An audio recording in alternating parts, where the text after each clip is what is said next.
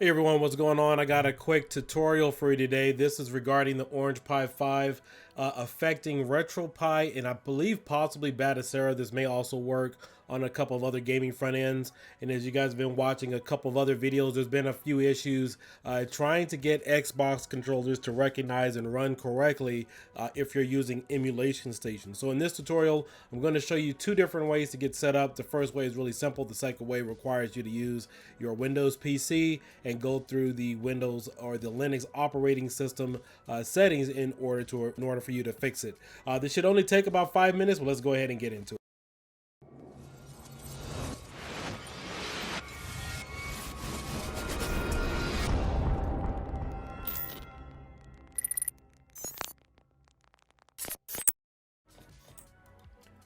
All right, so the first way, you're going to go into options. Now, again, your Xbox controller will work or your keypad will automatically work if you're in emulation station. The first thing you want to do is go into Retroarch. And once you're in here, you're going to go into settings. You're going to go into drivers. And typically your Xbox controller or whatnot would be registered as UDEV. And you just want to go ahead and change it to SDL2. That is a setting you want to be recognized on.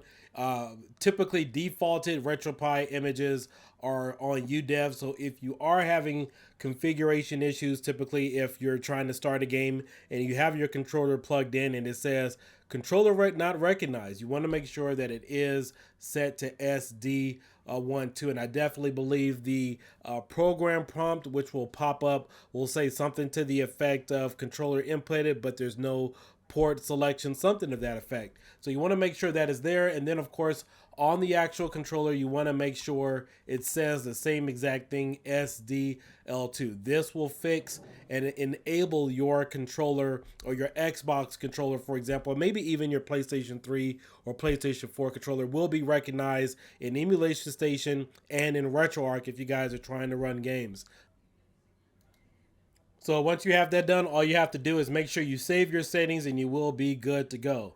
Now, the second way to do this is on your Windows computer. You want to make sure that you do have WinSCP. Obviously, if you guys are familiar with loading a lot of ROMs and changing different things, then you will need to have this enabled. So you will have to download this. So the first thing you want to do is go into OPT, and then you want to go into Retropie.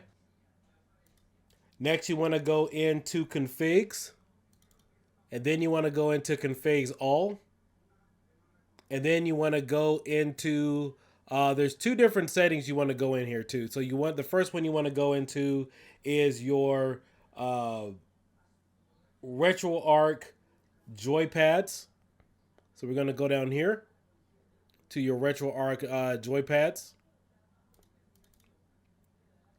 So I have two configurations here. The one that I want to select will be this one here.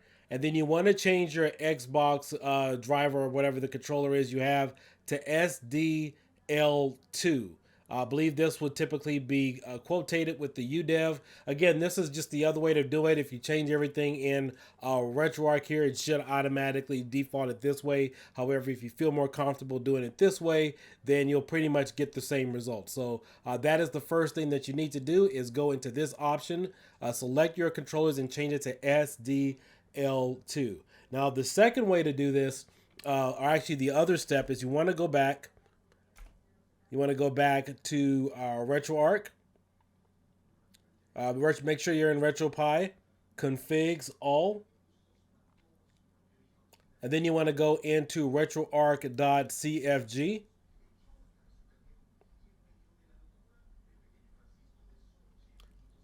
And once we're in retroarch.cfg, we're going to look for the line that says input underscore joypad driver. So let's go down here and find it. And here's the line here. And so you want to make sure that you have this to SDL2. This will be the second option that you need to have in order to get this up and running correctly. Now, there will be a couple things that are off differently. You can also adjust your buttons on the RetroArch itself by also manually changing out your buttons in terms of setting up its direct config.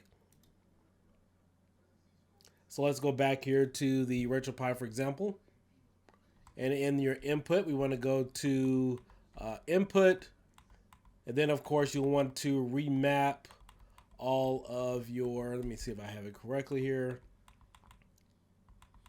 You want to set up all of your buttons correctly. So right now, my hotkey, by using this with default, I have to press in on my right trigger, or not my right trigger, but my right joystick in order to activate the hotkey.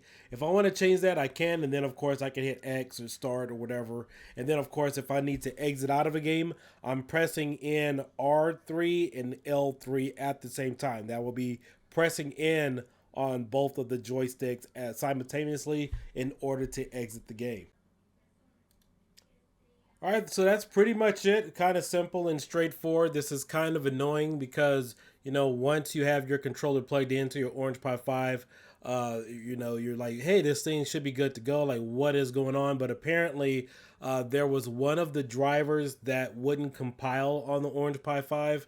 It was something called udev. If you guys are familiar with that, that's pretty much what most of the Retropie images are defaulted as. But you will have to switch that over if you plan on using Xbox. Now, this may affect other controllers. I haven't really tried too much with some of the PlayStation ones. I do believe most of those will work by default, but if you are having issues with an Xbox 360 type controller or something that is recognized by Xbox, then this will be the fix that you need in order to get up and running. And I know for those of you who have been supporters, or if you've downloaded anything with Supreme on the Orange Pi 5, you will need to use this in order to get up and running. Keyboard worked, my mouse worked, a few other things, but there were some issues going back and forth with some of the Xbox stuff. Like, it would work in Emulation Station, but when I would launch a arcade game or launch the core emulator, the Xbox controller would not recognize. In fact, we thought it was a voltage issue. However, that is not the case. It is that particular setting that I just showed you guys. But with that being said, you guys all have a great day. I will catch you later. Peace out. Bye-bye.